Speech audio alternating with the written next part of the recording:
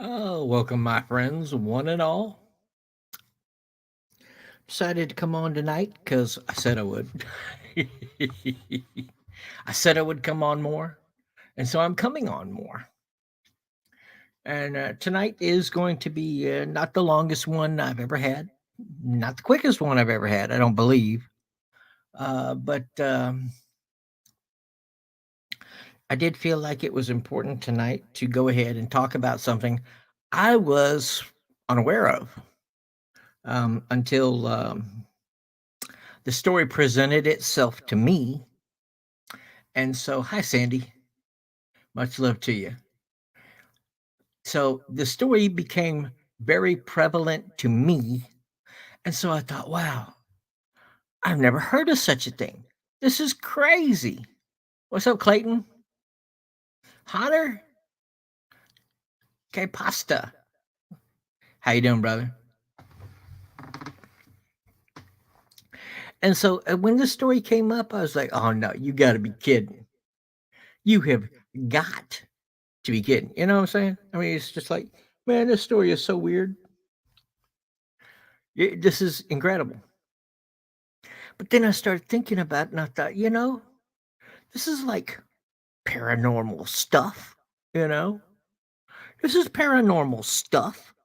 This isn't taking a long walk across a short bridge. See, did you get that?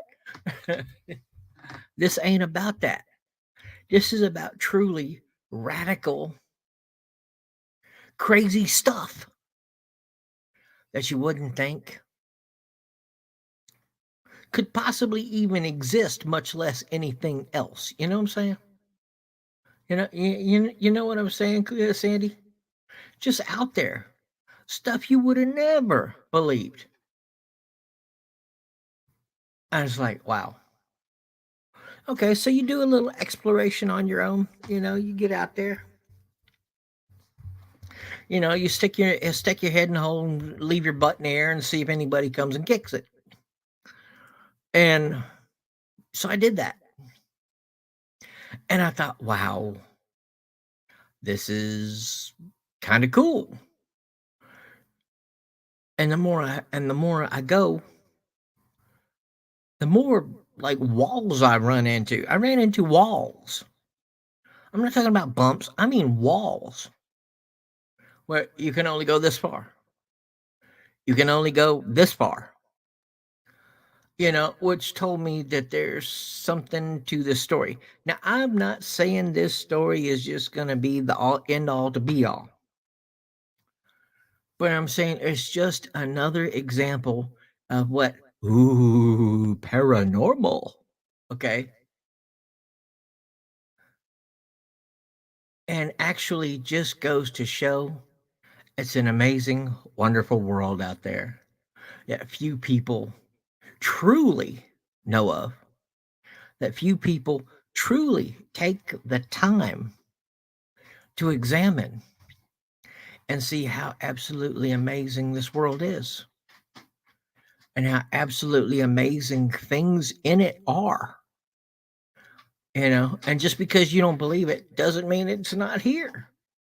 And just because you believe it doesn't mean it don't happen. Hey, Toodles, how are you? You know what I'm saying, Sandy? Sandy, I'm sure in your operational existence, okay, um, that you saw some stuff that just made you go, whoa, you're kidding. Just some stuff out there that you just go like, man, people don't know. People don't understand. This stuff is crazy. You know what I'm saying, Toodles? You know what I'm saying, Hunter and Clayton? Some stuff you just see out there in life, and you're like, nah, nah, it can't be.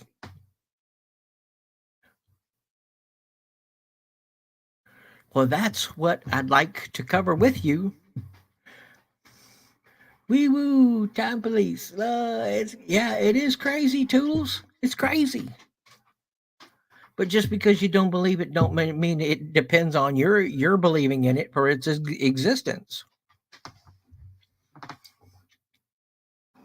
I mean, did you see what they had in on MSN's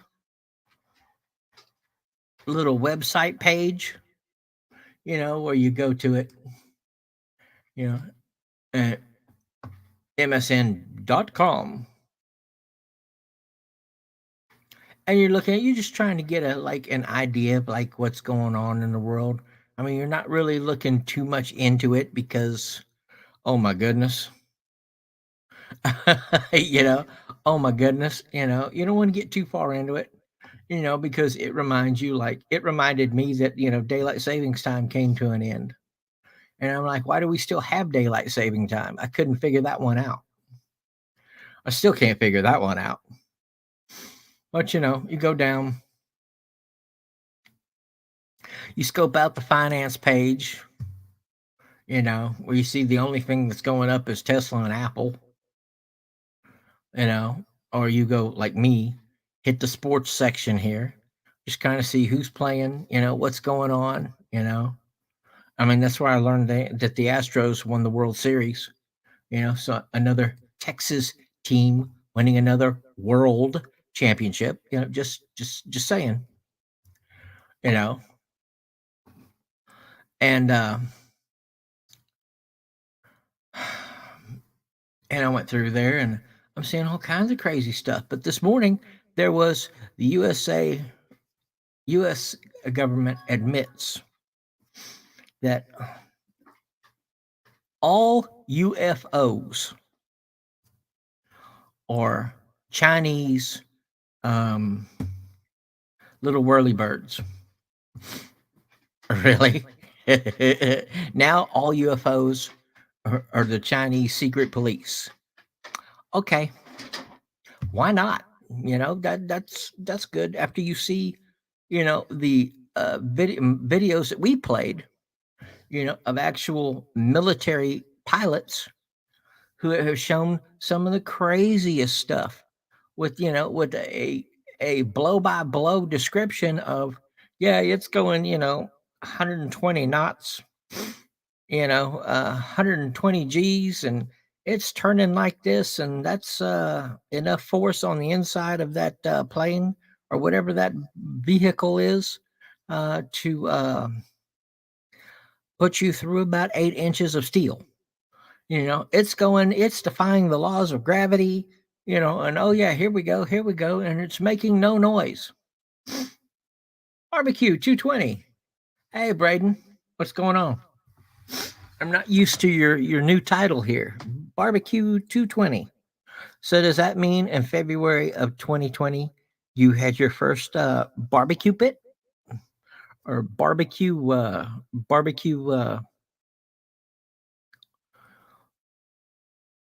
tournament? Went down and competed, made some good barbecue. Vanessa, K Pasta Vanessa. How are you, mate? Yeah, BBQ. Yeah. See, but Braden. Okay, look. You got to be in Texas for the best. Okay, that's just the way it is. I'm not, I'm not getting crazy here, but you kind of have to, sort of, kind of be in Texas for the best barbecue.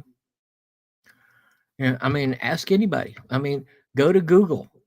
Put Google in best barbecue in the states. Boom, Texas, right there, man. I don't make this stuff up. I'm just quoting it. I'm just talking about it, man. I mean, it is what it is. Well, Braden, if you want to visit Texas someday, pack up a bag, fly down here, ride the bus down here, drive down here, and when you get here, you go to Dallas for some culture. Oh man, the bars at the cow yards are incredible. Come on down to Austin and get full. Come down to Austin and get full. Brother, let me tell you, Austin is the capital of the food world. Dallas is the capital of football, and Houston just won the World Series, so they're worth something too. you know, but come on down and get ready. It's a big, big open place. When I travel from Austin and anywhere else I want to go outside of the state of Texas, it takes 12 hours. Braden, it's dangerous everywhere, brother. That's nothing new. That's everywhere. And Vanesca, I'm doing okay. I'm doing okay. I ain't doing great, but I'm doing okay. You know, um, Real quickly for everybody, my treatments are continuing. My single cell infusions, love that word, are happening. Does appear to be working, is having the desired effect. We're kicking this cancer's ass, but it's causing lots of pain. And it's requiring many, many hours of sleeping or sitting here watching stupid stuff on YouTube. Honestly, it makes lots of phone calls to all over the place, including Health and Human Services, and that's really about it, you know. But Braden, you don't worry about all the danger because it's really not, unless you go in the hard part of Dallas Fort Worth, in the inner city. Yeah, then it's not good there. If you go to Houston, into the inner city, yeah, it's not good there. There are spots in Houston that are in Austin that are not good, but for the most part, man, you get down there into the good places where there's food. Oh my goodness, man, brother, you can get fat here. You can get fat here. Hey, animal, how you doing? Good to see you. I told you I was going to come back sooner than later. I told you that. Back the last time I was here, I told you I was going to come. I was going to do this more, and I am. And I am. Of course, I got something to talk about. So, what we're going to discuss, what I'm going to discuss with you, and hopefully you reply back, is we're going to talk today about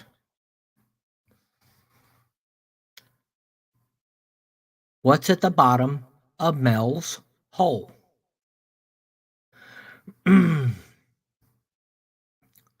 Getting to the bottom of Mel's hole. Back in the day here, we had in Mel's hole, uh, which is Mel Waters' property in the let's see, the Manistash Ridge of West Ellensburg, Washington. Well, there's a hole in the ground. Okay, and there's a hole in the ground. So what, right? But it looks like a well, but it's not a well. Okay, all of a sudden one day, Mel just kind of snapped. Okay, and he's like,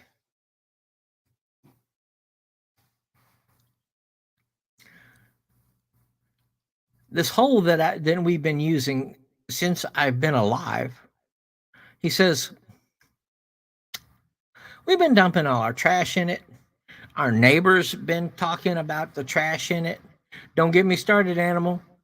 Don't get me started, man. We're a PG family rated show here. Well, we're not actually, because but we are. This is a PG family. Okay. Yeah, I know what you're talking about. But Mel started thinking, man, I dump all my trash in it. Our neighbor dumps all his trash in it. You know, that refrigerator that I got that I had to replace. We dumped the refrigerator in there. I know my neighbors dumped, all of his trash, all of his stuff that's gone down, but the hole is never filled up. What's up with that? It's never filled up. Oh, animal, you do good, good, good. You good. Help fill me in on some stuff so I can fill this out because I'm just telling you what I know. Okay. And Mel keeps looking at the hole, and every day he's going out and he's throwing a big old trash bag, 30-gallon sucker, throwing. Don't get too ahead of you, me animal. Do not get ahead of me. I'm expecting you're going to behave. Okay. Do not get ahead of me, brother. Please. Okay. And don't get ahead of the story here. So and his neighbor said, yeah. He said my dog died. He said, and after we, celebrated, his death and, and cried over it and everything, and I took the body and I put that in the hole. Understood. Don't get that serious on me either, man. Be cool. You are anyway. I'm just messing with you, man. Um, or as they say these days, trolling you. I'm trolling you. And he's like, what's going on with this hole? And he can't figure it out. And Mel, and this is getting on Mel's mind. I mean, he must have been OCD or OCR or OCP or COP or something. Okay, because he starts one every day or two. He goes out and he throws his bag of trash into the hole. Because I mean, he don't have to pay for anybody to come get it. He just it's gone. And he's like, dang. How come my dogs don't want to go around near the hole? And he started noticing this, and he's like, has this always been that way? And he starts trying to get his dogs to come over to the hole. Dogs ain't have nothing to do with it. Okay, dogs are going, no, no. We ain't going by it. We ain't going anywhere near it. And he notices the neighbor's dogs are the same way. None of the neighbor's dogs want anything to do with. I'm saying probably the same as his, probably 15 feet from that hole. Dogs ain't having nothing to do with it, and they ain't going near it, and they ain't going by it. And no matter what you offer them, no matter how much food you give them, they're not going. So, and this concerns him because what's going on? It's just a hole in the ground, right? So then, as he's trying to think what's going on with this, the birds won't fly over it. They will not fly over this hole. In fact, the birds fly around it, but they will not fly over it. So now this has got him thinking, because animals got some different senses than we do. They've got better senses in us in things like nose, the ability to smell, the ability to hear. And they've got some kind of ability to. They know when something's there when you can't be seen. Now, this could be because their eyes are able to pick up different light sources than us. Because some light sources we're just not good at. Our eyes do not have the ability to pick it up. Some things we can. I mean, we can see all of this wonderful, beautiful world, but there are some frames of light sources we're just not able to do. And I believe that animals can, especially your dogs, your cats. They're able to pick up other different light sources, to see other light sources. So,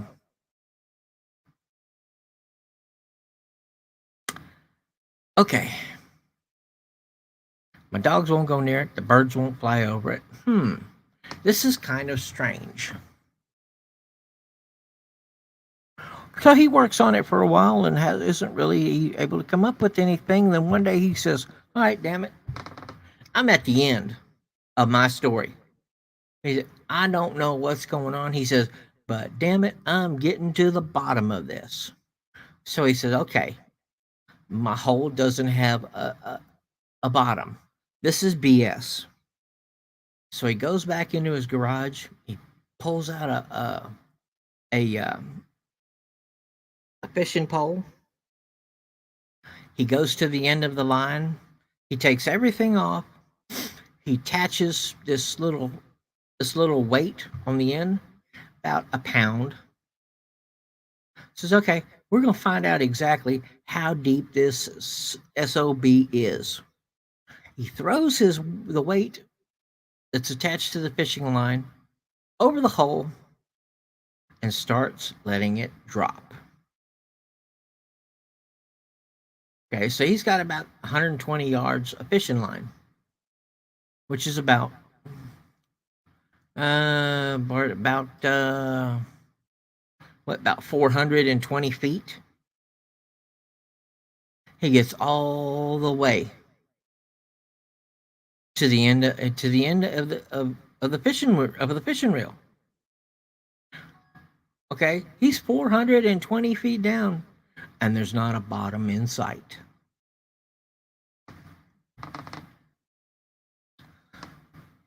So Mel goes, "Well, there's got to be something." So he just leaves. He lays his fishing pole down. He goes back to his garage and he brings out a reel, a full reel he had just purchased the other day in his sporting goods store. And he's got 5,000 yards of fishing line. Now, Mel's looking at this fishing line and he knows that we're going to get to the bottom of this damn hole. He's guaranteed. His neighbor comes over. Says, "Oh, yeah." He said, "You didn't hit the bottom?" He said, "Nope." He said, "But I'm going to get to the bottom." Attaches it to the other fishing line. And then they start lowering. He lowers all 5,000 yards of fishing line. You're talking about 150,000 feet. And he can't get there. He's got 150,000 feet of fishing line, and they haven't hit the bottom. Now that's got him worried. That's really got him worried because Mel's like, "Okay, this defies rational explanation. There's no way I have a hole in my backyard that's over 150,000 feet deep. It's impossible."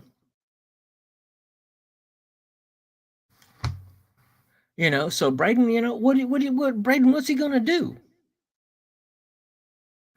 You know, Animal, what's he gonna do?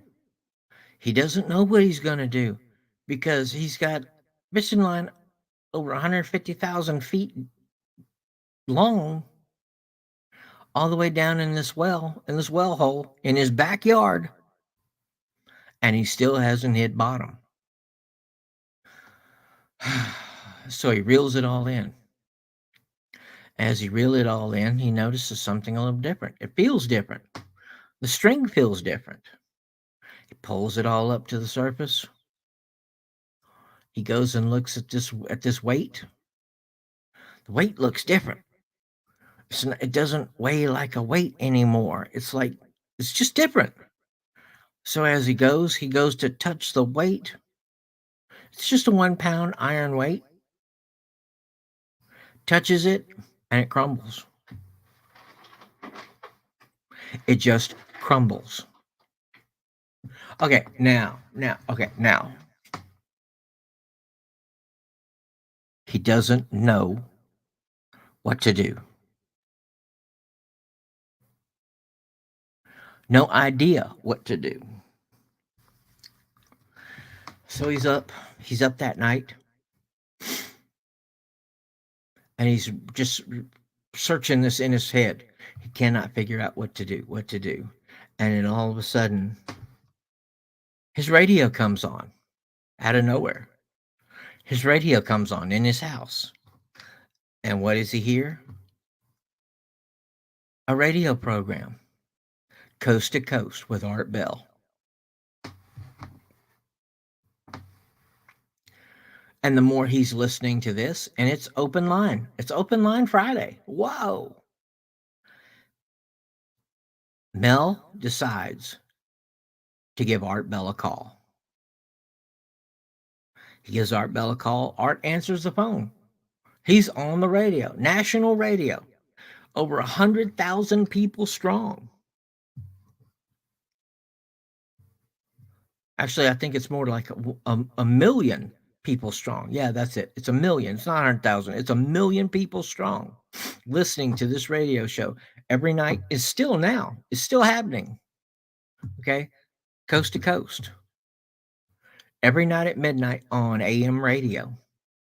It's still going on today. But he calls up, he tells Art Bell this whole story, and Art Bell's tripping. Oh, come on. You're serious. Oh, come on. You're serious. So he's like, yeah. So Art Bell says, well, he says, take pictures of it, send it to me. I want to know more about this. I want you to call me back. I want you to tell me about all of this. And I want you to keep in touch with me. So that way we can continue to let America know what's going on in their backyard. Okay. Yeah. So yes, so the one thing I forgot to say is he lowered a camera in the hole, and it was recording. And every time he lowered the camera in the hole, the camera started working every time, stopped working every time he did. Thanks, animal. See, Dad, there you go. That's my brother there. That's it. That's it. That's what we need. So he calls and talks to Art Bell. Doesn't think anything about it. Next day he goes out, takes a look, and he's got to go to the grocery store. As we all do, right? As we all do. He goes to the grocery store. He's driving back and he notices something. There's cars up and down the road that he drives on to get home. He keeps driving on this road, and the more it goes, the more cars there are on the road. He gets up to where he turns off to get into his house, like the driveway, because it's a ways away from the actual house. He pulls up in it, and these guys get out of the car and says, "Sir, I'm sorry, you can't come here." I go, "No, guys, this is my house." And I said, "Well, not exactly." And it's the government. And the government decides that when he went and announced it on Coast to Coast to Art Bell and everything else, of course, what does that do? That lets everybody know what's going on, where it's at, and what this guy's experiencing. So somebody kind of found out about it and decided to have a look. Well, when the U.S. government decides to have a look, they just don't go out and say, "Excuse me for just a second, sir. Can we go look at the hole that's in your backyard?" No, that's not what happens. Okay. They go in and go, "Okay, you need to get out. We got this." And you go, "But this is my house." And they say, "Well, not anymore." They say, "You have to leave." And they force you to leave. And that's what happened here to Mel. Okay, now this has really got Mel shocked. Okay, because this is my house, this is my home, and he's basically told, "Not no more. You lost out." And now this has just got Mel just what do I do? What do I do? So he goes and gets a hotel room and is trying to figure out what's going on. What's going on next? And so as he does, well, I'll let you listen to a little bit here. Now I do want to let you know that this is under the Fair Use Act. This is because we're using it as news reporting. We are using it as educational, and so it falls under the Fair Use Act, which is why we can use this. So here you go. So now you can listen to this.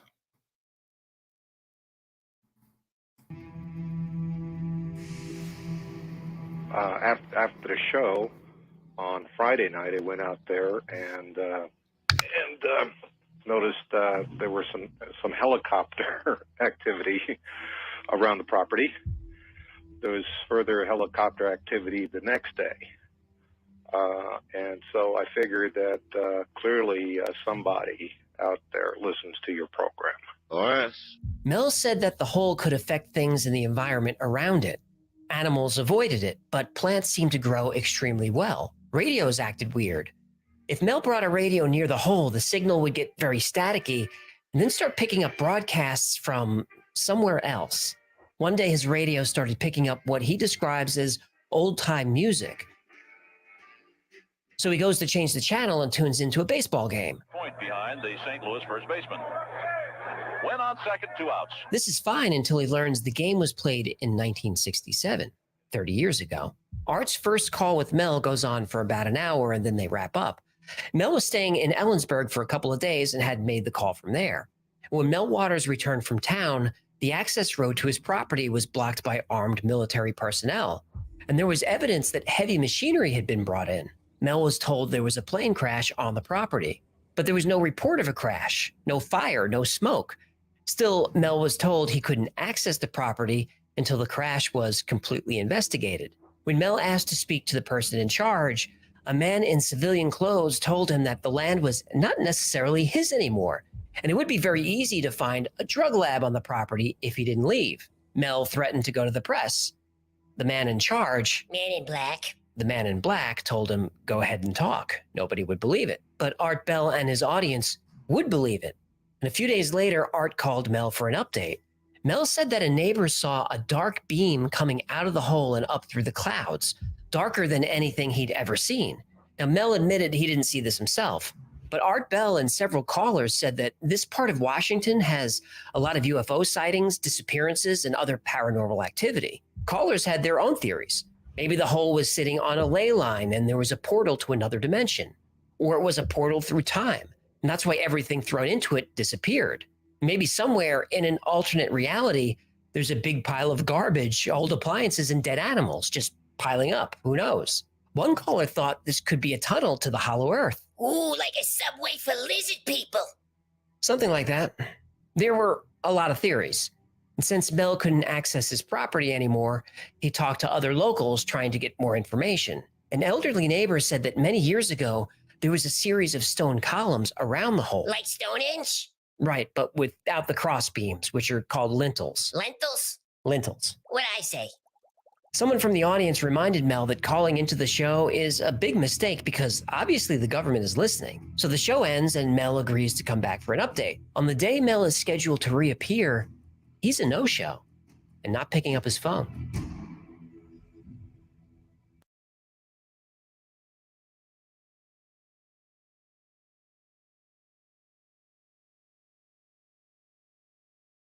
So as you can tell, and as you can hear, this is getting very, very interesting because now Mel doesn't know what to do. I mean, he's basically been shoved out of his house and his property where this hole is. He's basically been told under no uncertain terms, if you make trouble for us, we're going to make some serious trouble for you. So your best thing is to keep your mouth shut.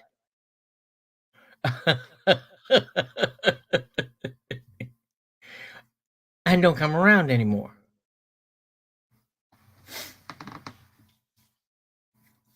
And this is where it gets kind of creepy. Really, it does get creepy. Because Mel continues to have conversations with Art Bell on Coast to Coast. And he continues to have encounters with the apparently the men in black who are supposedly in charge. And each time he does, he hits a wall. He's not going to get anything. They're not going to do anything. If he keeps giving them trouble, they're going to put him in jail. They're going to all this kind of stuff. And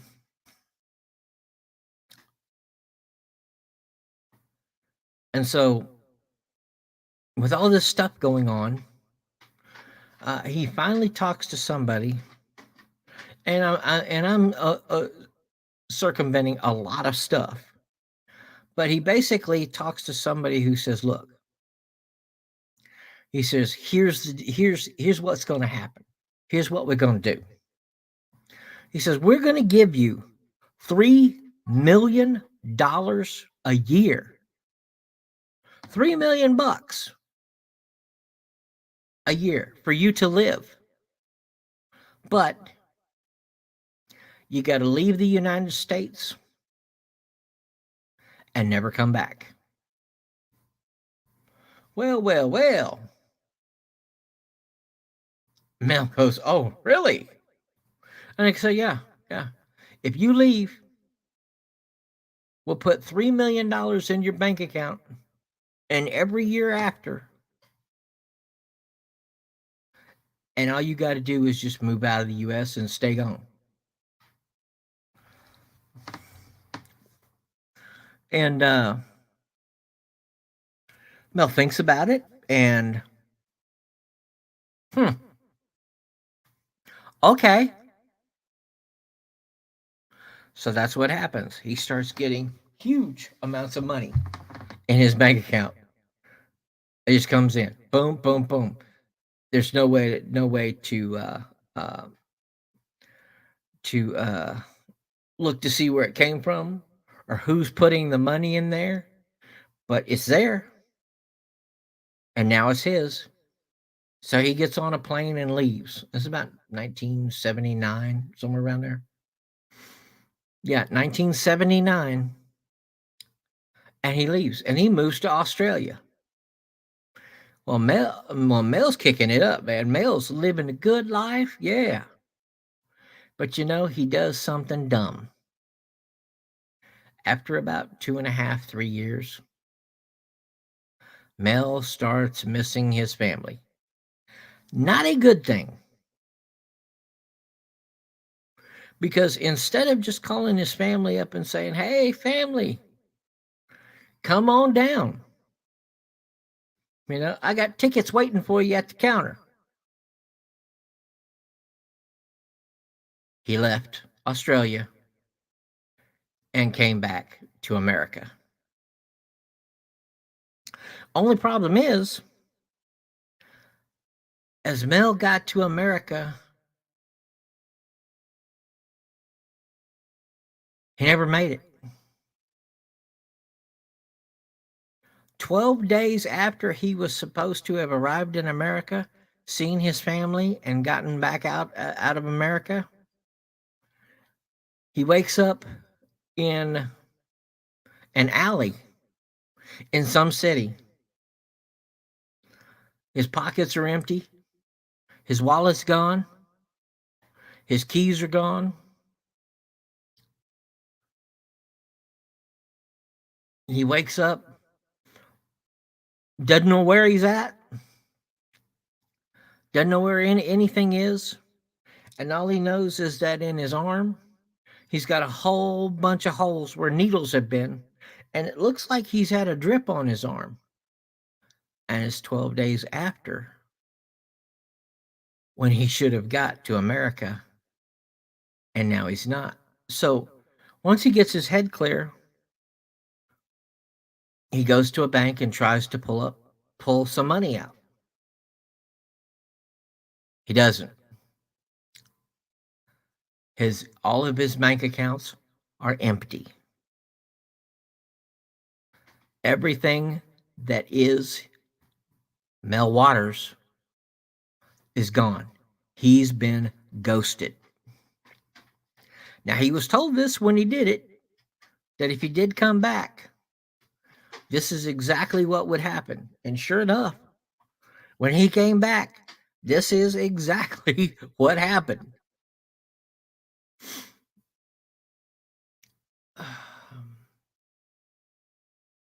But you know, he noticed something.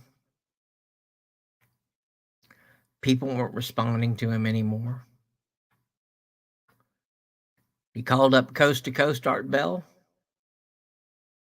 He told him what was going on.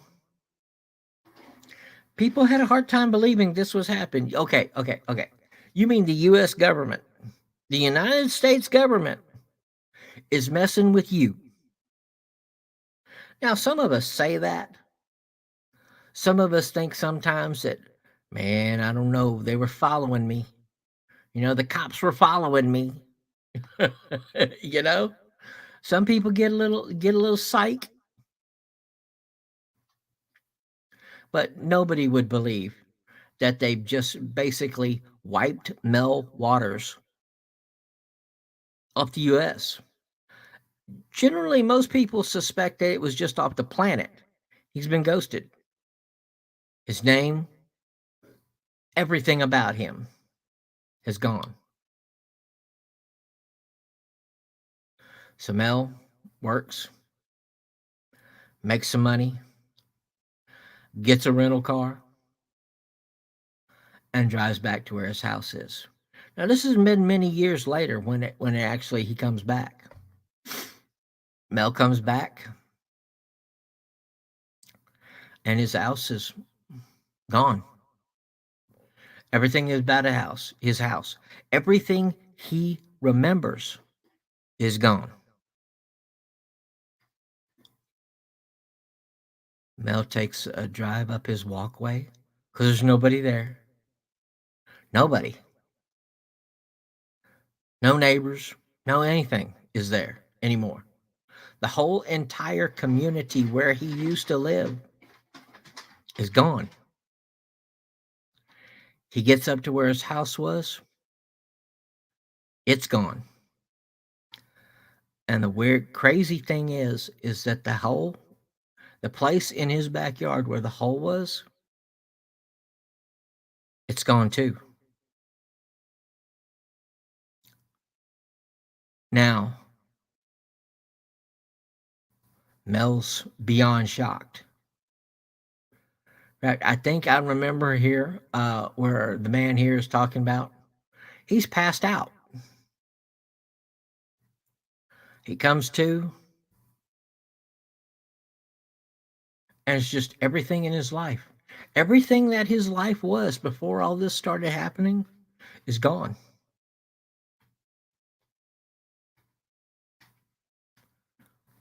He didn't know what to do. He calls up Art Bell on Coast to Coast. Art Bell hasn't seen him and hadn't heard from him in a long time. They're anxious to get caught up with him. And that's when Mel just lets him know,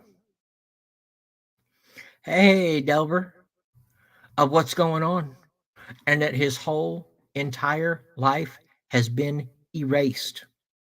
Everything about him has been erased. There's no word, no mention, nothing of his name. It's like he never existed.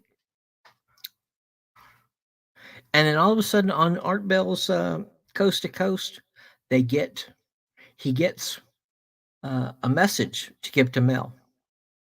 So when the show gets to a commercial,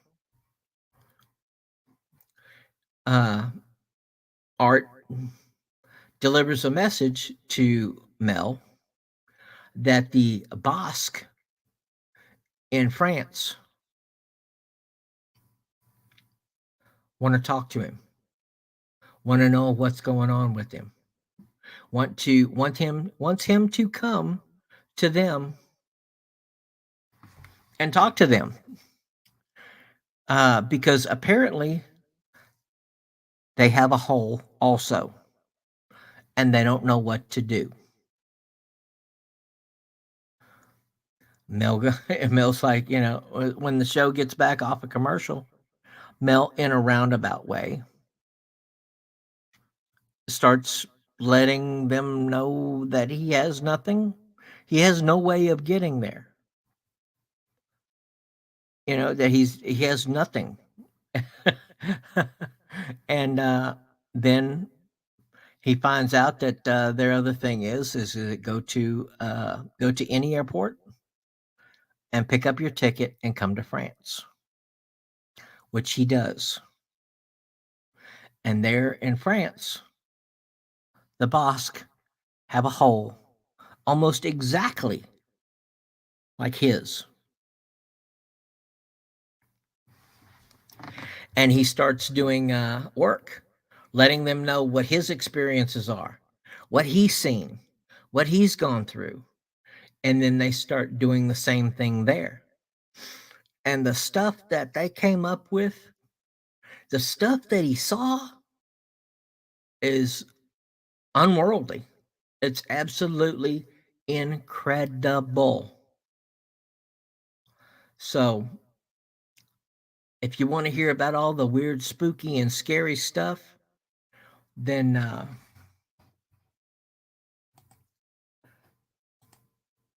I can give you a link where you can go and you can hear the entire story in its entirety. And I'm telling you, it's going to be some strange, spooky, outrageous, never heard before things that you'll never. I couldn't understand it.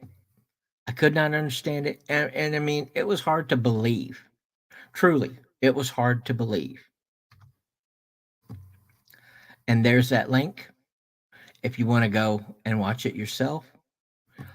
After after the stream here, go and watch it. It's only about 20 minutes long, and it'll have you looking outside your window for them strange, spooky men in cars sitting out in front of your house. It's something I never knew that existed, and it's something, another area or aspect of time portals and dimensions that I would have never thought was possible. And now, before everybody runs away, I do want to mention, number one, please hit the like button. If you're watching this after this show, please subscribe to the channel here. And if you have the ability, I would ask you to please go down below. And I will ask you, because I only ask one time, if you do wish to support the channel, it would be amazing and fantastic if you could help us out. We really could use the assistance, but now only if you can afford to. Don't be doing it. Don't be handing off stuff if you can't afford it. That's not what we want you to do. We don't want you to get hurt helping us. But there's two links, one to Cash App, one to PayPal. And if you feel it, it sure would help. It really would. Appreciate it. We appreciate you. But so, that is the craziest paranormal thing I have ever heard, that show. That show is just if nothing else, go to it, mark it as a favorite, go hit that little star up there and watch it when you do have time because it's unreal. It truly is unreal. So Delver, I'm doing all right, man. I'm doing all right. How are you doing? So Animal, how did I do with that? How did I do with that? I think I hit some of the highlights without getting too crazy, without sounding like I'm an absolute nutburger here.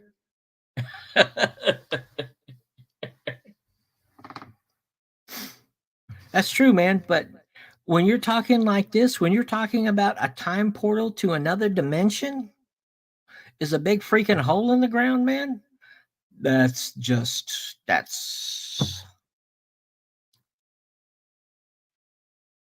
like nothing. That's like nothing I've ever heard, nothing I've ever seen. I don't even know if I would want to see that. What's up, Momo? Momo, how are you? No, BG's already in bed. She's asleep already. She said I gave her enough trouble today. She's out of there. She's out of there. But definitely hugs for you. Definitely hugs for you. Everybody, I want you to know that Momo, I've known her for a long, long time. Me and Momo go way back to my days of playing video games on here. I mean, way back.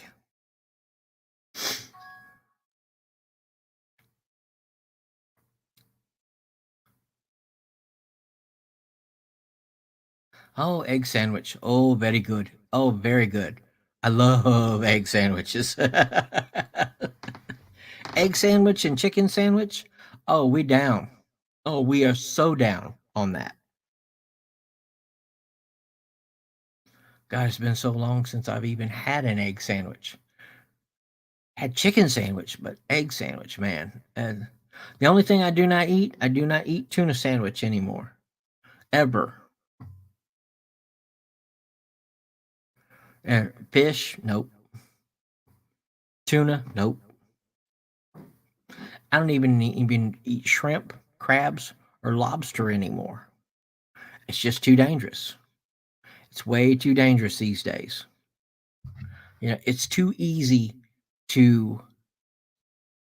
It's just way too easy anymore to get a hold of something that's gonna really mess with you. Yeah, can't have seafood. I mean, the whole thing is they're all bottom feeders. So anything that hits the bottom of, say, 100, 200 feet, they eat. And so any garbage, um, any radiated stuff that hits the bottom of the floor that fish could eat, uh, yeah, it's going to get in you. It's going to make you sick. No, no. Now, Momo, that's where we separate right there. I can handle some bacon. Oh, yeah. Oh, yeah. Bacon's where it's at, Jack. Oh, I can definitely handle some bacon.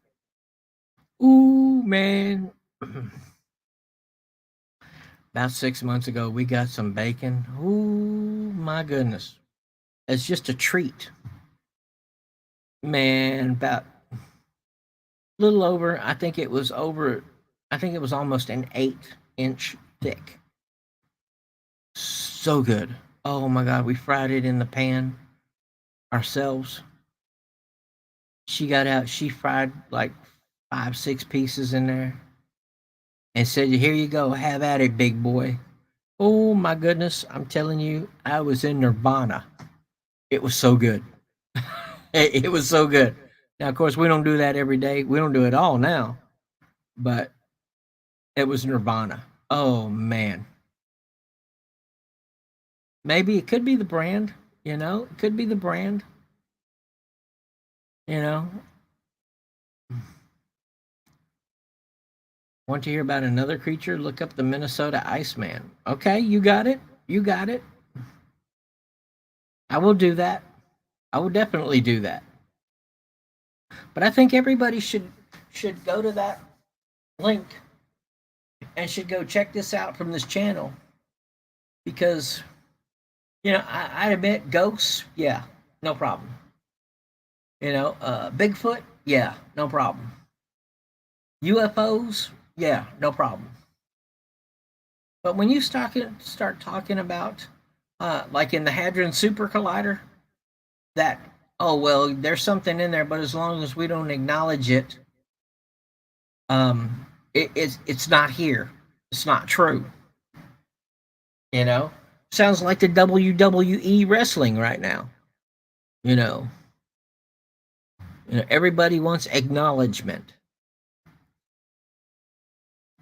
And they say, well, if you don't acknowledge it's here, then it's really not here. And I guess by saying to yourself that, yes, I see something that is here, that brings it to the forefront of reality. I don't know. But yeah, the Hadron Super Collider, man, it's got something in that 18-foot long way that's under the ground, like 20 feet, 25 feet under the ground, that's got something in it that wasn't there before they started it.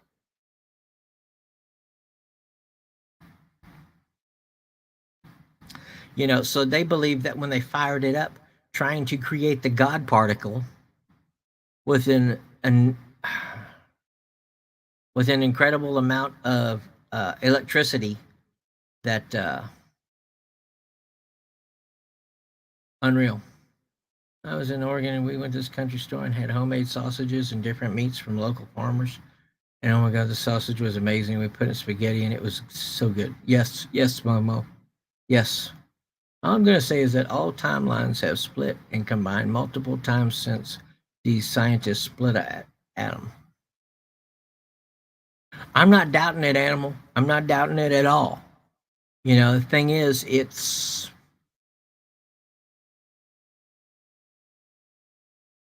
I guess it's just, for me right now, hard to believe.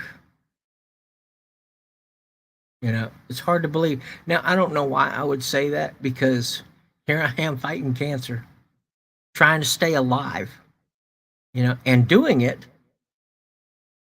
But why it's hard for me to believe that, like that, there are things like that I can't believe it. I don't know if it's a question of I can't believe it or I don't want to believe it. Have you guys ever had that? Where you had to believe it. I mean, it was right there in front of your face, but you just didn't want to believe that it existed, or you didn't want to believe that that was a possibility.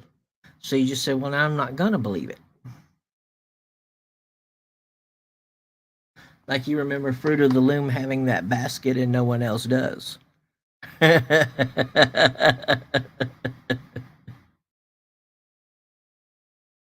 It's just incredible.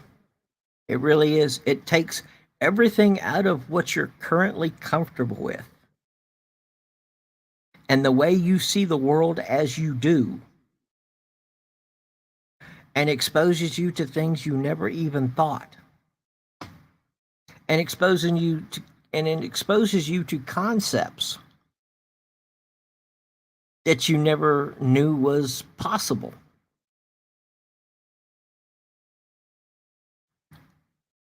And that's what makes it difficult to believe.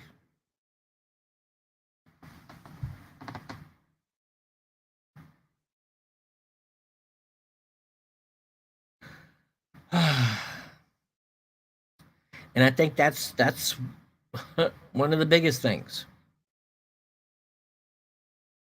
You want to say that it's possible for us to punch a hole through time? And if we go through this hole in time, or hole of it one dimension to another, that we could be walking into something that's unlike anything we could have ever possibly We could have possibly even created in our own mind, even with dreams.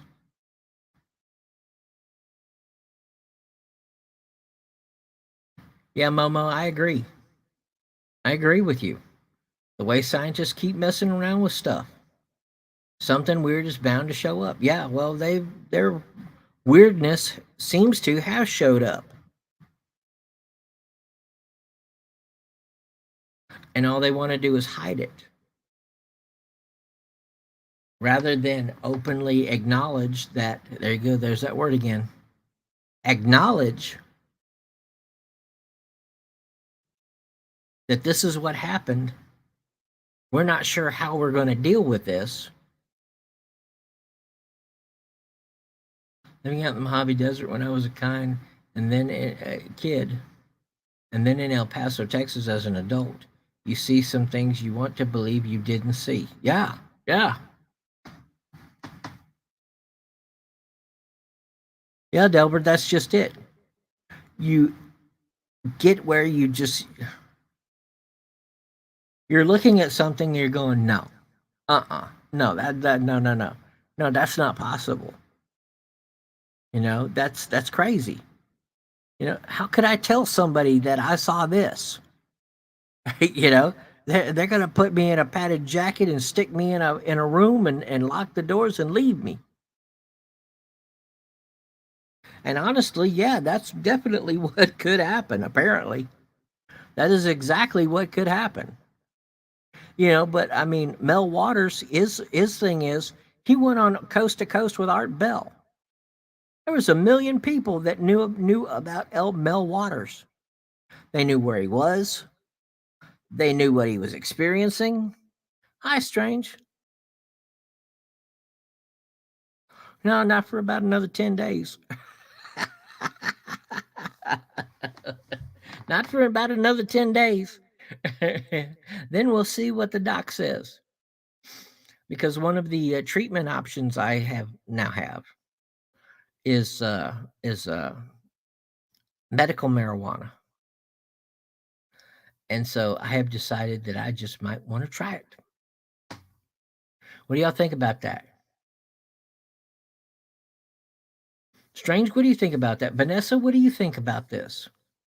My doctor has given me the option of that I could you grow? Really? Awesome. That I could be accepted for medical marijuana.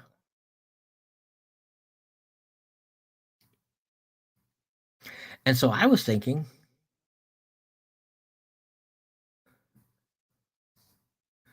hey, Nathan,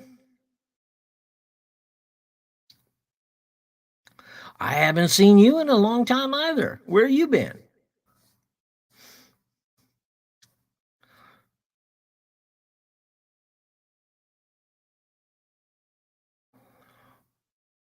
Momo says medical marijuana is better than painkillers like Vicodin and oxycodone. Yes, Momo. And that's exactly what I would be using it for. It's medical because I'm steroids a lot and it counteracts the up of the steroid. Well, I could use some of the up I guess it would be sativa, but I could also use something for pain. And so if I could get some of this, just to see if it actually worked, because I've been hearing rave results from people who have told me that this is something that's good. This is something you might want to try. So I figured, what the heck? I just might want to try it. Yes. Safer for your body, and there's proof showing it can help de-stress you as well, which helps slow the spread as well. Yes. Yes, Animal. That's exactly why. I've heard nothing but positive things from it. I haven't heard anything negative from it. I mean, because I eat like once a day. Been real busy, real life, relaxing, not online YouTube as much, trying to keep up all stuff that's coming out. Well, good, Nathan. I mean, that's a good thing, but man, I'm sure glad to see you. But you have no idea how glad I am to see you. 6 bottles of Vicodin because of my shoulder surgery. I'm taking any in a year. Should just dump them. Should probably go to where they have an official place where you can get rid of them, Momo. I mean, call up your local PD and they'll tell you where you can go to get rid of that, or who you can give it to to ensure that it's disposed of properly. Really.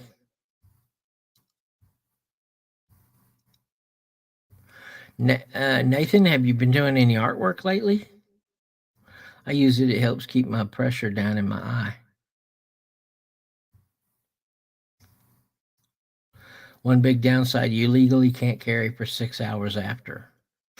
Yeah, Animal, I know. I've had a little difficulty with that also. I have had some difficulty with that, man.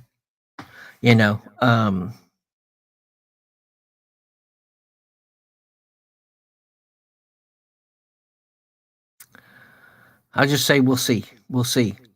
Yeah, it helps keep the stress down. Yes, Strange. That's another thing. I mean, this has been very, very stressful. I mean, I haven't been to work in over 4 months. Think about that. 4 months with no money coming in. It's hard. Try the gummies. Yeah, that's what I've heard. I've heard that the gummies are pretty cool. Takes a little while for it to get to you, but once it does, man, it works pretty well. At least that's what I've heard. I haven't heard anything about the chocolate or anything like that, but I have heard about the gummies, and I've just heard rave reviews about them. Other than it takes a while longer to get for the THC to get in your system that way. I've been smoking for years. It is so many positive things. Now, see, Strange, that's the same thing. That's all I've been hearing. That is all I have been hearing. It's about all the good stuff that it does for you. I have heard nothing but good things about it. Because I know this, when I'm taking these pain pills, it means you're high on narcotics, and there's not a lot of sympathy for you if you're driving high on narcotics. It don't work that way, and I understand that. I do understand that, yes, you cannot drive at all when you're on it, um, and I understand you can't drive when you're high on flour either. But it would seem like there's less effect to your ability to drive. Yeah, it's an impairment. Yes, correct. Very correct. Yeah, but you can get down off of pot a lot quicker with less side effects than you can narcotics. And less damage to you. When you are coming down. Tell my ophthalmologist I stopped my drops. You can't overdose on medical. As far as I know, you can't overdose on anything. And that's the other thing. You're smoking a good doob, or medical sticks, or anything else, and you can get high as a kite and you can get blasted. But if you're going to overdose on it, all you're going to do is is eat yourself out of snacks, house, and home. And then you're going to go sleep. You overdose on any other type of drug, alcohol, cocaine, meth, heroin, you overdose on any of that, you die. You overdose on dope, you go to sleep.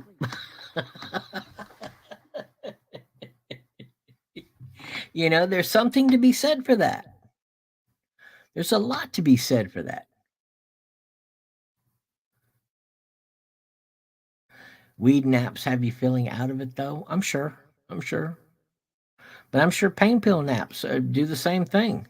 They've got you feeling out of it when you wake up. It's what it's about. It numbs the part of the brain that stresses out. Exactly. Exactly. So I'm like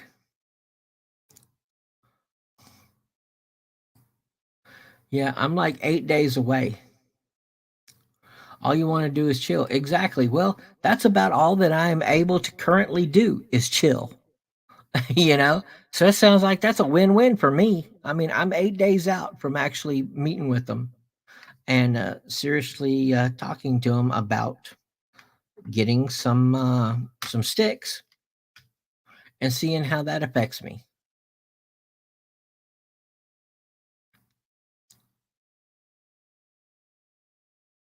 That's cool, Momo.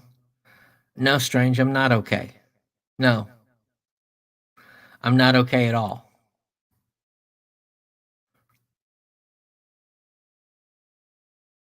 Well, I mean, you do know I'm fighting multiple myeloma cancer, don't you? You hid them from her so she don't overdo it.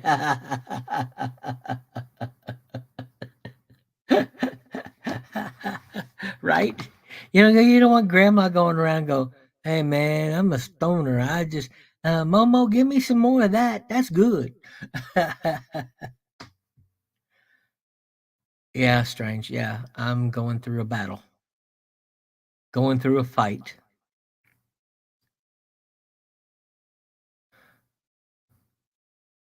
Go for it, animal. Well, Nathan, that's what's intended. I don't want to die. I'm not gonna die. They're gonna have to come up with something more than this to kill me. And we seem to be winning. We are winning. There's no seem to it. We are winning. Well, thank you, Strange. I love you too. And Momo and everybody. Oh, hang on. Hang on here.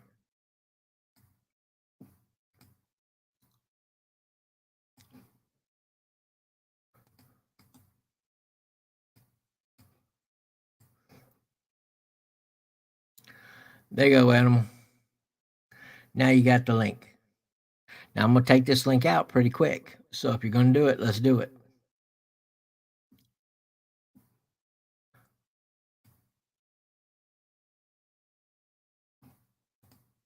Hey, Barbara. Doing well. Doing good. Thank you.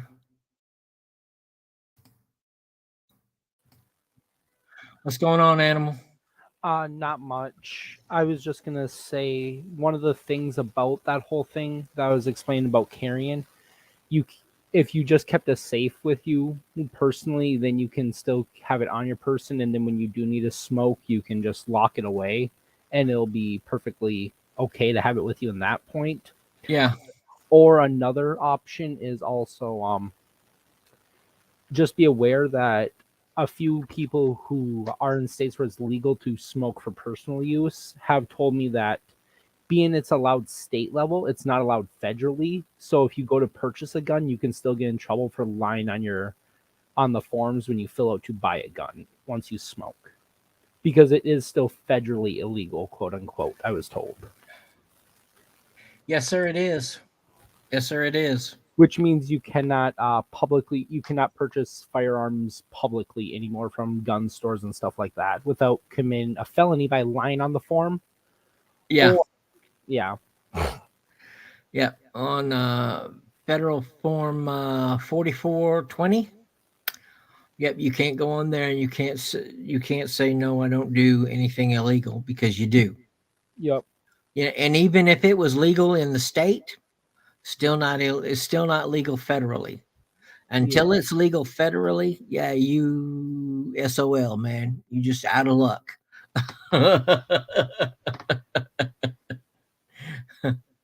Barbara, I'm so happy that you came by. That's so nice. I'm happy everybody came by. Anybody came by on a Monday of all things. Man, Mondays suck. Mondays just suck. Only thing I can say, getting up on Monday morning sucks. Going to work on Monday morning sucks. It's just it's a they should make Mondays like another part of the weekend. You know? They really should. Oh, the warmest personality? Okay, what do you need, Strange?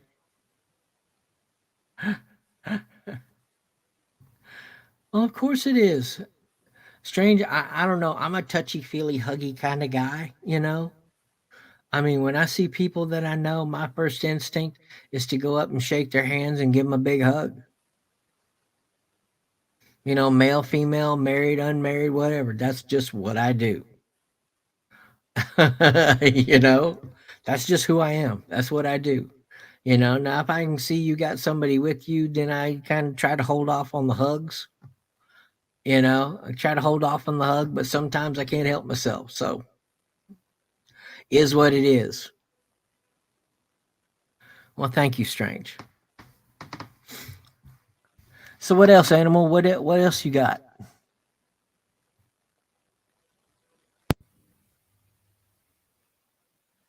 Was that all? Hello? Oh, sorry. I accidentally muted. Yeah, that's all I know off the top of my head about the situation. I'll let you take back again. Oh, okay. Okay, that's fine. Tell me about it. Today. My washer broke and I had no jeans or leggings clean, and I went to go to Walmart in shorts. And just my luck, it started pouring. Oh, yes, yes, yes, yes. I hate it when that happens. I hate it when that happens. Oh my goodness. And it does happen like that. It happens more than it should. Just careful, some hugs might try. You know, Nathan, sometimes but that's all right. As long as it ain't no guy trying to kiss me on the lips, I'm good with it. Some people like that, you know, it's not my thing. The same way I love giving hugs and affection to people I know, but I calm it down. Well, yeah. Yeah, man, you got to read the room, you know. Blame it on the rain. I don't Right? know. I don't know. You don't want to go making any of those Italians mad. They kiss each other on the lips as a form of Yeah, friendship. you know, and if I'm in Italy, all good. Yeah, You, I get you it. know, then it's understood what it is, you know, that it's a greeting and it's not somebody saying, "Ooh, baby," you know, "Oh, show me some love," you know. Yeah, It's for not like sure. that. For You know, sure. it's Yeah. just a standard greeting in the country, Yeah, I you know. know. Just And giving you're you a gonna hard. you know, right? Yeah, and you're gonna look like a real dork if you don't. Or you know. Yeah.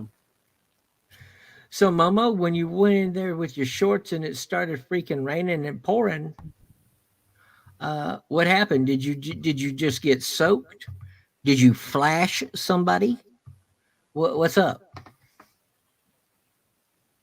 I gotta ask her like that. Get a little, you know, get just a little, uh,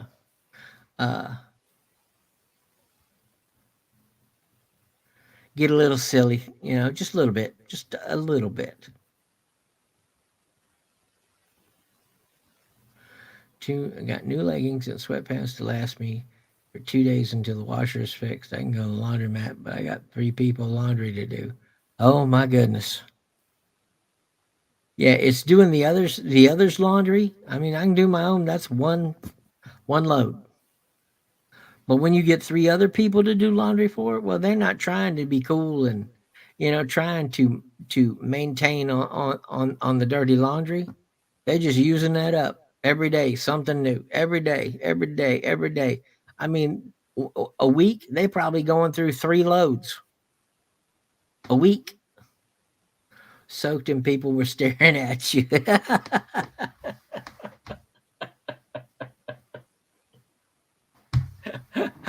Right?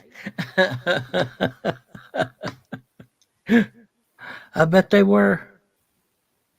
I bet they were. Momo gets out of the store and she's going to her car. Looks like a wet dog. Because that's a well. If I had lots of hair, I'd probably look that way too. But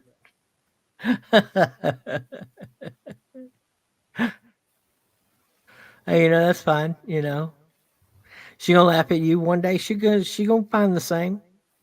She gonna find the same, and somebody else is gonna be like, then you'll be laughing at her.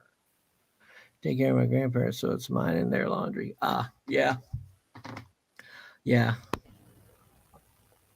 I give you a lot of credit for that. Oh, it I work in assisted living and stuff like that, and I see a lot of families, and it's very sad. They just put their parents in places like where I work, and Yeah. they never come and see them. Nothing. Basically, I became their adopted grandson. Basically, at this point, because I'm the youngest worker there, Oh and wow. yeah, and they see their family maybe once, twice a year at most. So Oh, I give you a lot of credit for that, Monique, and oh, I that's praise you bogus. on that. I praise you majorly on that. That Yeah. makes me feel amazing that people are still out there doing that, because I see this all across the board, where people are just putting their parents in these homes when they can no longer take care of themselves and just forgetting about them, and it's really disheartening. Dude, that's totally bogus. Going and taking your family member to assisted living and just drop them off and just Basically, yeah, they I oh, understand. I do understand their part, where it's hard to see your family members decline like that. yeah. It Yeah. really is, but like Yeah, but how do you do that to the person that gave you birth? Or how do you do that to somebody who helped raise you and just take them to some place and drop them off and then, oh, I got to get back to my life because it's important. yeah, yeah. Wow. Do you ever hear anything like that from them? Uh, oh yeah, I'll walk into residents' rooms, and you after a while you get to the point where you can kind of just read their feelings just by looking at them. Yeah. So I'll walk up to them, I'll be like, "Hi, so and so, how are you doing today?" Or, "You seem a little upset today," and they're like, "Well, I'm missing my family today," and I'm like, "Yeah, I understand. That can be a bit hard."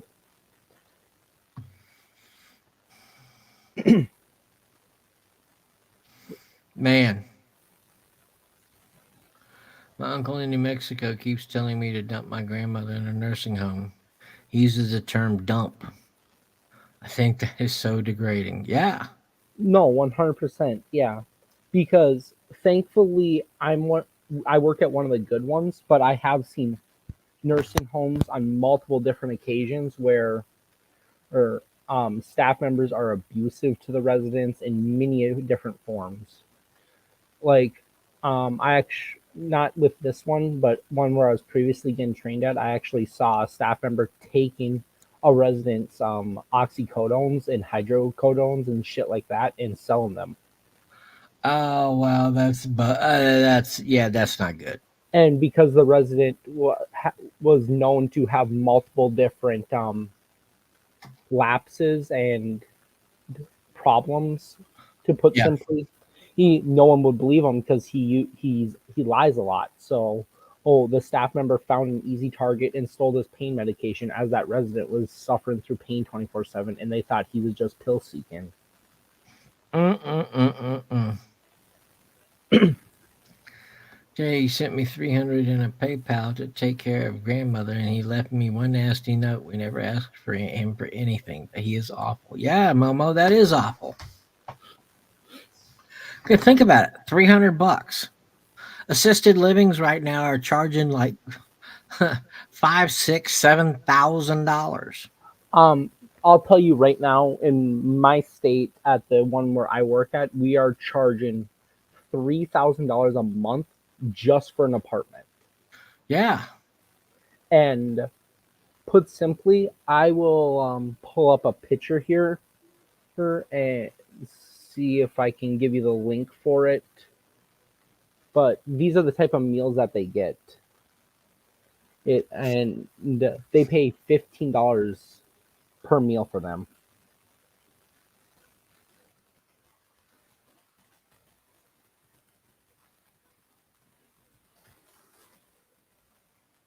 That don't make no sense. That don't make any sense. Well, I mean, even if the residents were eating two meals a day, that's $30 a day, and then uh, for 30 days, I mean, and put another 1,800 on top of that, and then that 3,000 goes to 4,800 real quick.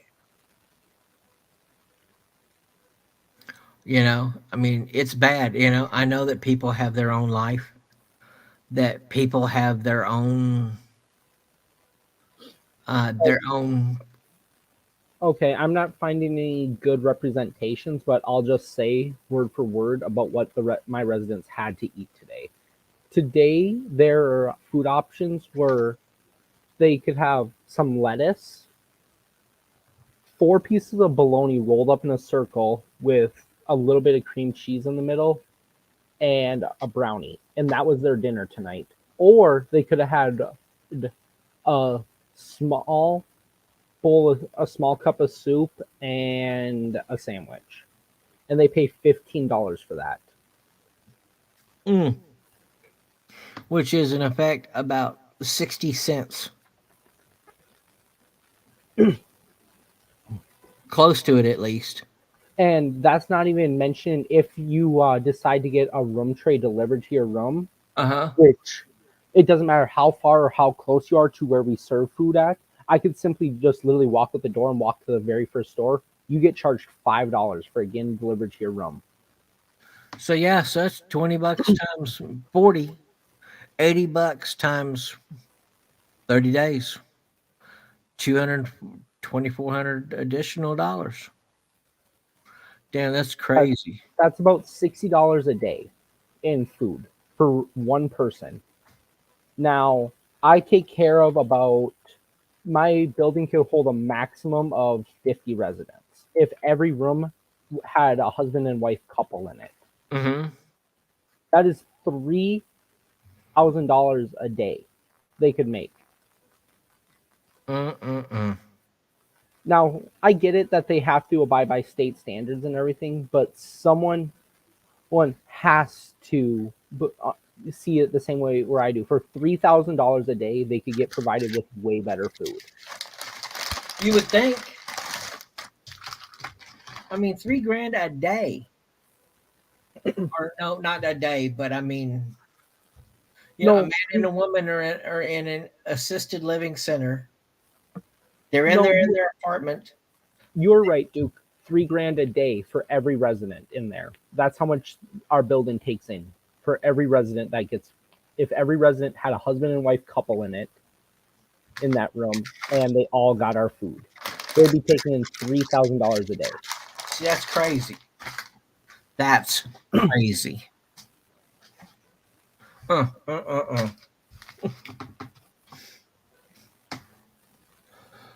Right? State needs to come in and regulate that. I mean, come on. They're not eating anything close to. I mean, I understand right now because and that's not me discouraging all days. Like, we get very good days too. Like, I've seen days where they get nice, thick, juicy hamburgers with all the toppings they want, a side of fresh green beans and all the fixings that they want. But 90% of their food is all carb based, and if you know much about carbs, that's not good for an elderly person because your body can't digest it as well, which causes a lot more of elderly people to develop diabetes and be putting on false weight from the carbs, because the carbs make people look bigger than they truly are. Because if you start removing carbs from your body, you'll see that you can drop a lot of weight very quickly. Yes. Man. And this is coming from a person who weighed 260 pounds, and in less than a month after they cut out carbs, they went down to 220 pounds in less than a month, just Yeah. from removing 90% of carbs. Yes. It's unreal. It really is.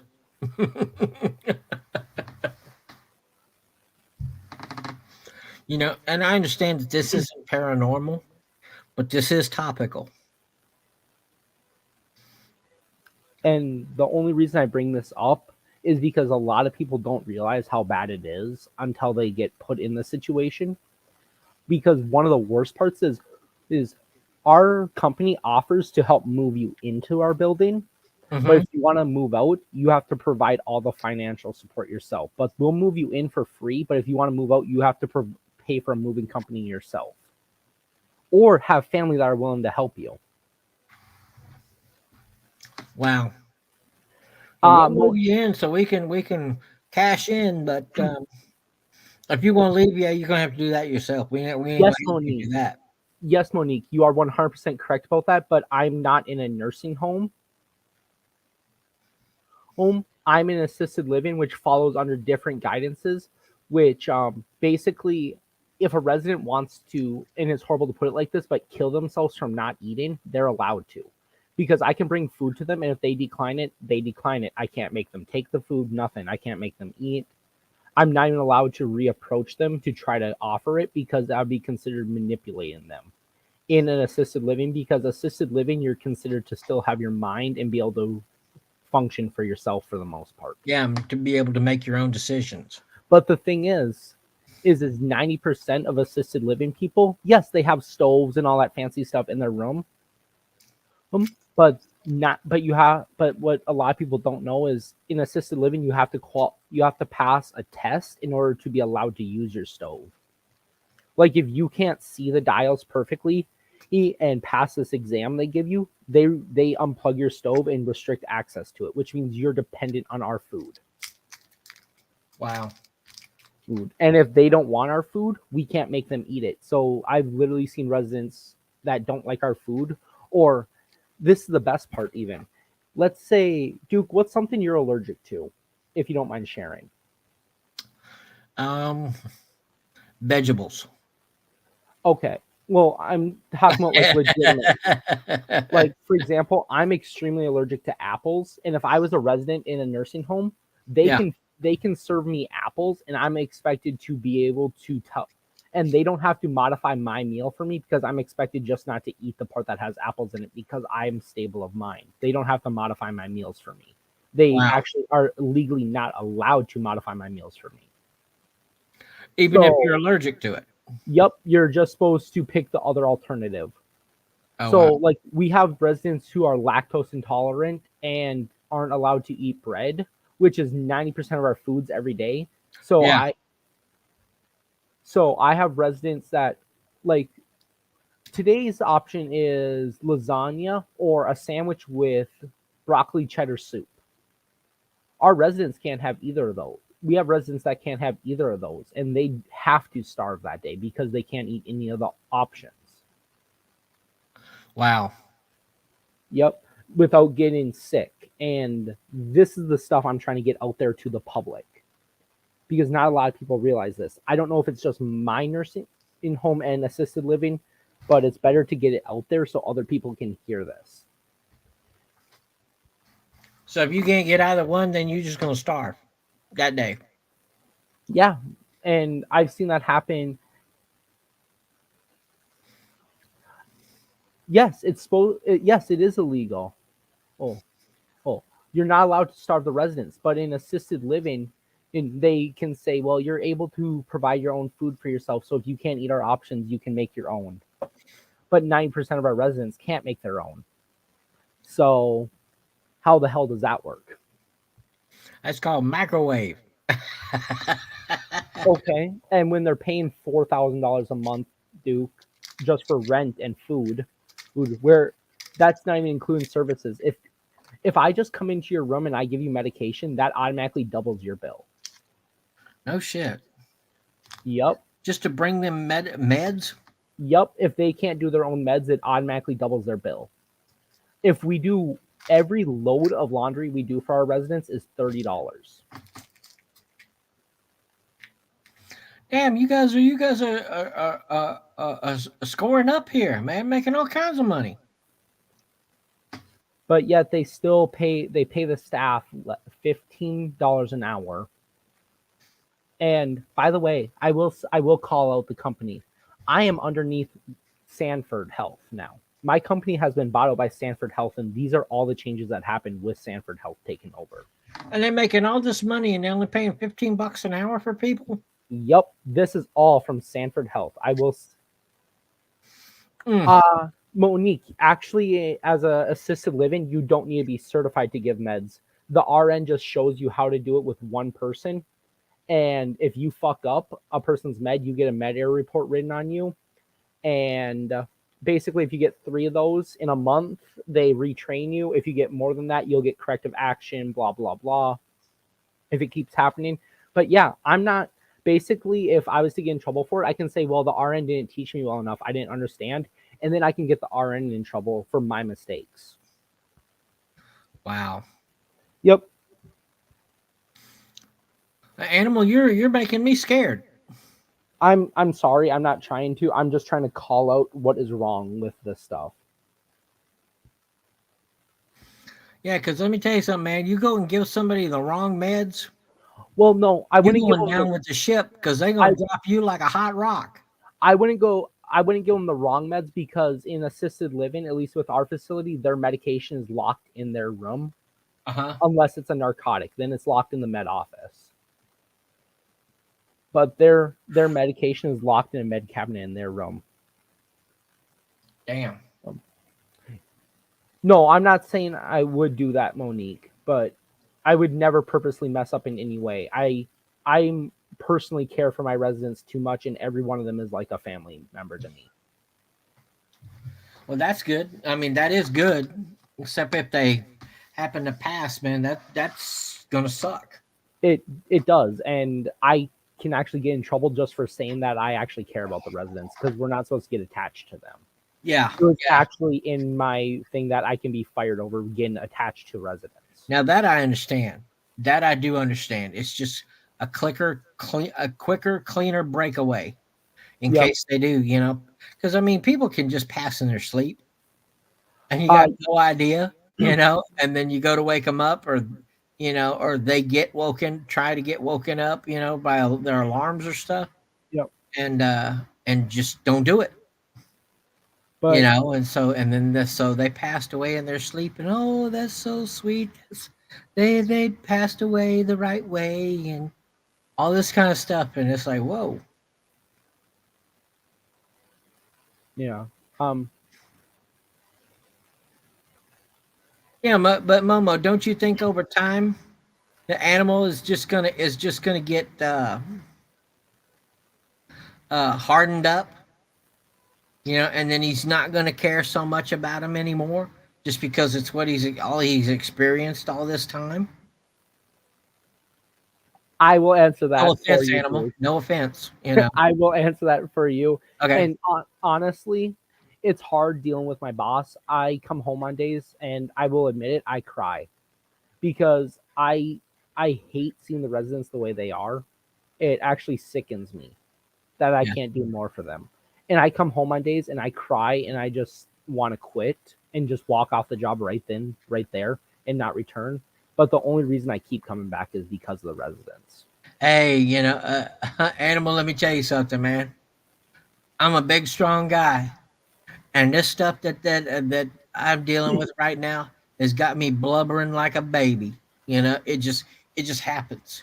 All the drugs and everything they give me, man. I ain't got no problem admitting. Yeah. And when I see things like this bothers me. Seriously, this bothers me, because what if it was my grandparents? What if it was my mom and dad? Exactly. And because they are someone's parents, someone's grandparents, Mhm. Yeah, that sucks, man. Nobody wants to say, hey, I dropped off my mom and dad in a home and left them there for 15 years and then they passed and I went to the funeral. I'm such a loving, caring son or daughter. That's a Yeah. bunch of bullshit. That's you uh making it right in your own head so you can live. Yeah. But that ain't the truth. you know? Yeah. But yes, Monique, I could try to find a new place. There's quite a few of them in my area, but I look at it as if I'm gonna leave, what's gonna prevent someone worse than me getting a job there and then affecting those residents? Well, at least it can be for more money for you. if you do go somewhere else. But that's pretty standardized though throughout the industry, isn't it? For the most part, yeah. Yeah.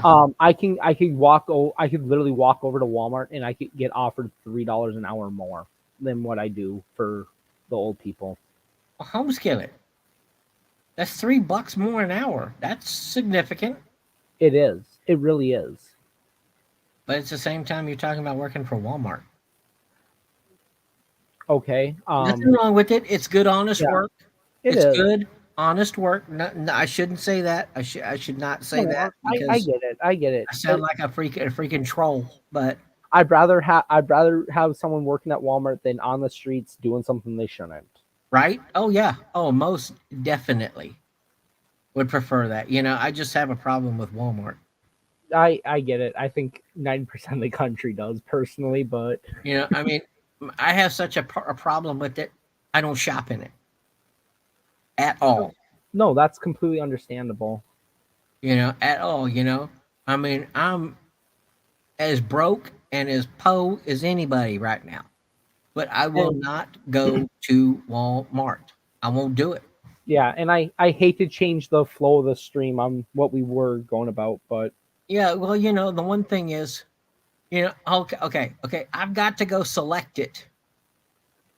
Then I have to ring it up, and then I have to pay for it, and then I have to push it out to my car. I have to do everything. no, they do offer online orders now where they can load it up for you and everything else. Yeah, they do that. They do that.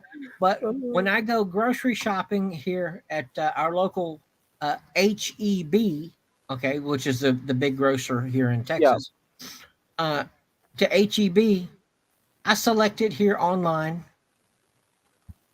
I pay for it online, and then I tell them when to bring it to my house in front of my door. yeah, When they knock on the door, they greet me with a smile. They hand me a whole bunch of packages. They have the rest right there at the door. I take one step down and I grab the rest of the bags and I bring it in and I'm done shopping for that day. And then it's just loaded in the house in all its spots. Boom.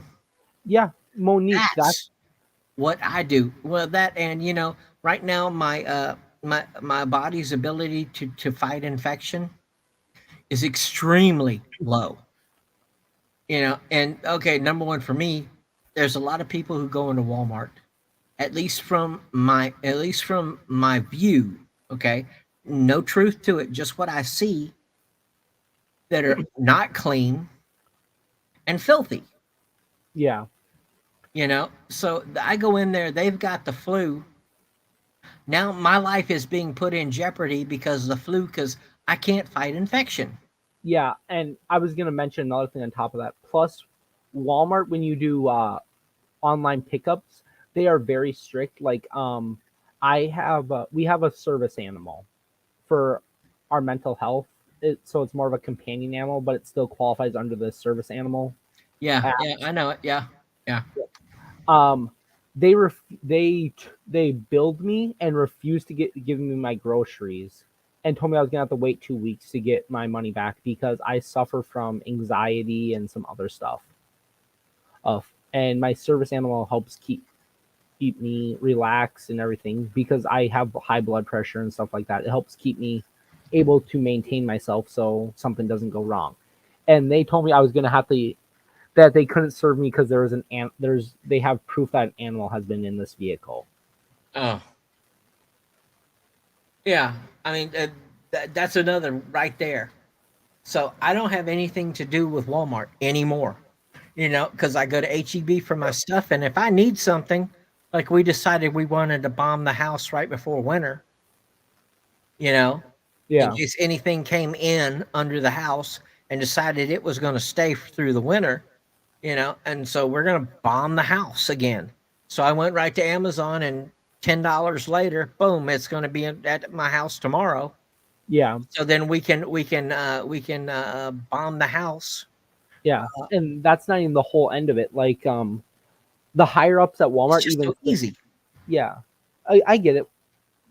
But the higher ups at Walmart even say you're allowed to have your service animal and stuff in your vehicle with you and blah blah blah.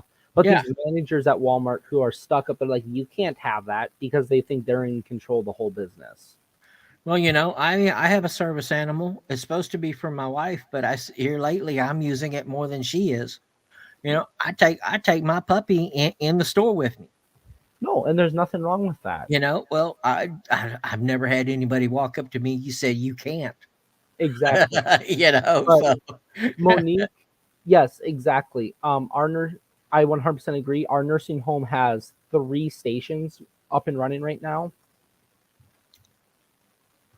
oh God, you had to change diapers, Momo.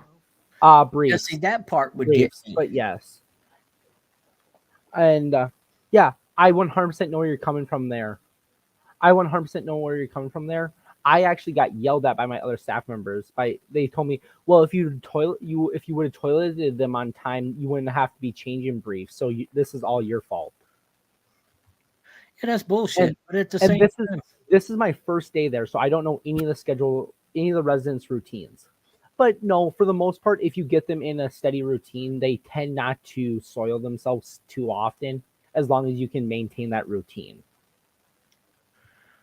well, that's outside my comfort zone. And yeah, and it'll range from all sorts of different levels. Like I had multiple residents that I would just help walk to the bathroom, and they would do everything themselves. To Yeah. residents that couldn't move out of their bed, and I had to put a bedpan underneath them. That's that's the part that gets a little bit out of my range of yeah. Mm-mm. Yeah, No. yeah, Briefs and pull-ups, yeah. you You can't you say can't. diapers. Yeah. Yep, you'll it's considered elderly abuse if you call a resident's briefs diapers because you're making fun of them. Oh wow, I didn't know that. Just the word. Yep, Briefs, pull-ups, no problem. Diapers, you're fired. yep, because you're being mentally aggressive to the residents and making them feel lesser of themselves and stuff like that. Mentally aggressive. Oh, that's good wordage. Oh, yes, yes, good wordage. Mentally aggressive. Yep, Momo, you're being mentally aggressive to me. What? yep. Oh God. You're basically you're mentally abusing them. Well, I'm 57, but I don't plan on being uh uh, in briefs or pull-ups anytime soon. I think I can handle that part all myself still. Just like you can get in there just like if you can get in major trouble if let's put this simple. You have a hospital gown on, okay, Duke? Okay. And I'm supposed to change you out of your hospital gown and put you into your daytime clothes. What's up, Steve? How are you, brother? Uh-huh. Now, what process would you think about going to that? Because there's a very strict process and you can get in trouble for exposing too much of the resident's body at a time when you're changing them. Oh, really? Yep. You have to go very specifically and you can only reveal so much of their body at a time. You can't cut nails? Okay. Steve, don't mind us. We're talking just about assisted living places and all the stuff that's going on in them and how terrible it can be.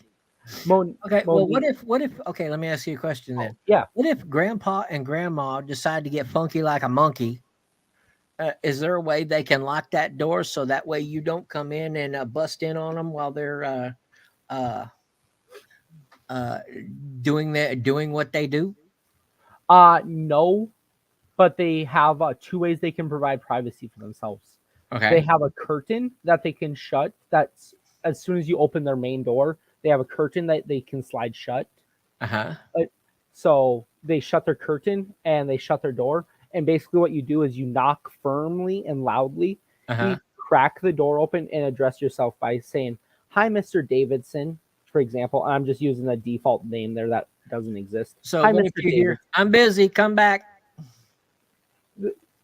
Then we'll be like, then we address them. Okay, I'll come back in about 20 minutes, or I'll come back in 10 minutes, or something like that.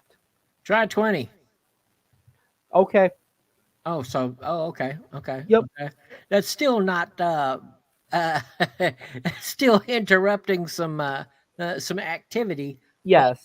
but yeah, at least you're not watching them with grandma bent over on the bed and And grandpa humping for all he's worth. Yeah. stuff like that does happen, and we're just supposed to apologize and shut the door and tell them that we'll come back later. Like I've walked in on residents pleasuring themselves, Yeah. and I just Handling up. Yeah. and I'm just like, oh, I'm sorry. I'll walk out and I'll leave the door just cracked a hair, and I'll be facing away from it. I'll be like, I'll come back in 20 minutes, and I'll shut the door and I'll come back. So then they know when I'm planning on being back, so they can be finished up with what they're doing. Hopefully, Hopefully.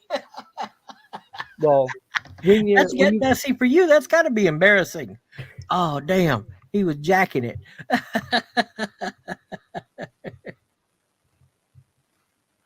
Oh, goodness. What about the ladies also, or just the guys? Because I'd say with the guys, everyone yeah, that's probably. everyone we have to treat everyone fairly. Well, I mean, have you walked in on the ladies doing it as well? I haven't personally, but other staff members I know have had. Yeah. I mean, I'm just asking, Steve, No, what you think about all this? Are you still here? it's a it's a natural event and one like you can come across people doing it in like there's been cases where I've seen people trying to get busy in the middle of the dining room in front of other people because they both have Oh, dementia and they don't even know what's going on. oh, wow. Yep. Or like Get not funky in the dining room. Oh, man. I've heard about that, but that depends kind of on the nursing home. Like my nursing home allowed us to cut nails as long as they were not a diabetic. Diabetics had to be done by an RN no matter what. Wow. Yeah. Yeah, I can imagine that. Because if you accidentally nick a diabetic or cut too deep, it's a really dangerous hazard for them because as they can get infections easier and everything else. And if they're bleeding, they're losing body sugar, and that's Yep. not good. Yeah. Wow. Wow. Okay. Yeah, there's so much that goes into this stuff, and there's a lot of amazing people who do it. Yeah. Yes, That I can exactly, imagine. Monique. Every state has different rules. Like in my state, it, we can operate a Hoyer lift with one person. I know in other states you can't. That it's a 2-person minimal to operate any lift. Wow. And yeah, I've seen when I was going through my training, I actually saw this mentally handicapped gentleman that I knew. I knew him before I even worked here. Like I didn't know him on a personal level, but I would see him driving his scooter around town and stuff like that. And he was mentally incompetent, but he was in this nursing home and he was overweight. He couldn't speak to you, but he would always grunt. I'm in the Minnesota area, Monique. Oh, you're a Viking fan. No, I don't like football. What? I'm a hockey fan. Oh, goodness. What are we gonna do with you, animal? I I like the understand you cold. like hockey, but come on, man. The greatest of all time has left the building. And I happened to be able to see him when he was playing with the LA Kings. Oh my goodness, let me tell you, this man floated. He didn't skate, he floated on ice. He was that. Oh, he was unlike any other hockey player I've ever seen. God, he was something special. You could see it. He got out there, man, and he had his boy out there who was covering him. But my goodness, he just I can see him now in my eyes, and he was just so just unlike. He just was different than everybody else. Yeah. Every other hockey player, man, he was something special. But yeah, there's so many different things about that you'll never. Everything you do is you'll be detailed about to the finest grain of sand if you do something wrong about it. Yeah, that it's got to be that way, you know. I mean, there's so many loops and so many tricks Yeah. and so many holes that yeah. But there's so many ways around it. Like when as I was telling you about that mentally handicapped gentleman, the staff member who was training me in to get him to roll over to his side so he could change his brief. He wouldn't move. She said that he doesn't move by gently trying to roll him like we're supposed to. So she would take her open palm and smack him on the side quite loudly and firmly and get him to roll over onto his side. Like she would fucking just whap him right on his side to get him to roll over. Was it the only way he would acknowledge? I don't know because every There's the time N word again.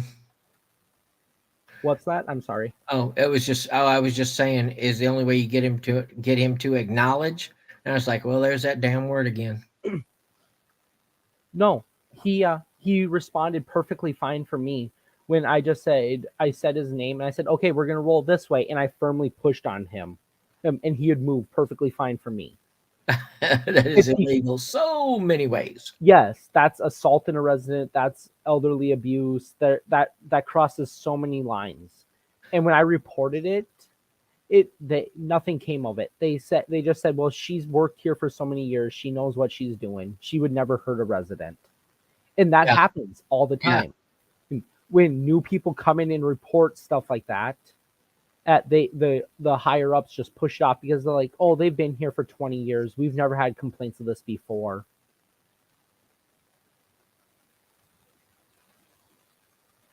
Yeah, use American Sign Language.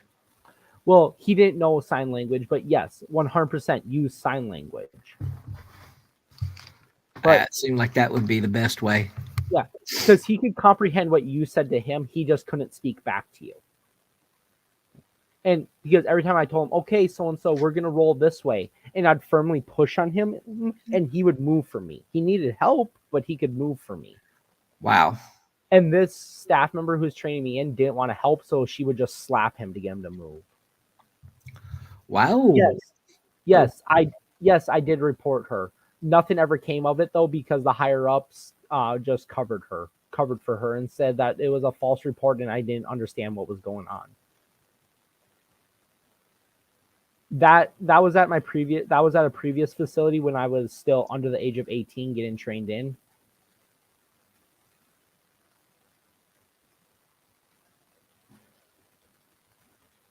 Exactly, Monique. Exactly. But yeah, I tried multiple times to report her and get her in trouble. They just kept covering her. And this was when I was still going through my CNA course and nothing ever came of it. And then COVID hit and everything else. So I was just like, you know what? I don't want to come back to this building.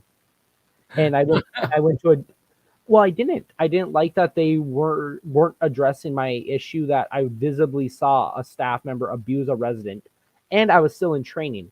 What would have happened if I would have picked up on that and be like, oh, well, she does that. That's okay. You know? I mean, I was smart enough not to, but I guarantee you there's people out there who aren't smart enough to understand, oh, he can't speak, so he doesn't understand, so just hit him. Yeah, it's not right. No, it's not. And I don't mean to rant, but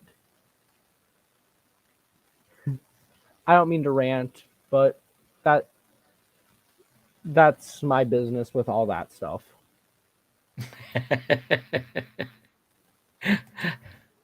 But I mean, something, yeah, it's going to get to you because that would certainly get to me.